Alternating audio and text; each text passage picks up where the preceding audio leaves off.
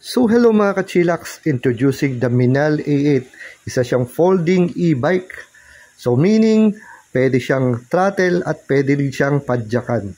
Ang kinaganda sa e-bike na ito ay may triple suspension, tama.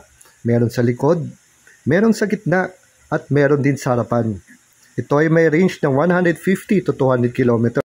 Ang Minal A8 ay equipped din hydraulic brakes and naka-disc brake na front and rear. So meaning, mas tahimik ang preno at mas malakas.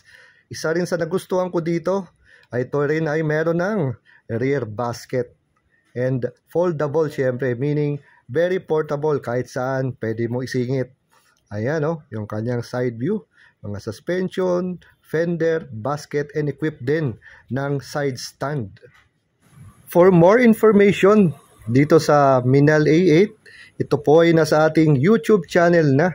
Kaya panoorin nyo doon para kompleto na doon ang information na dapat nyong malaman. And kung gusto nyong i-test try ditong unit na to, bisita na sa BIMNL. See you!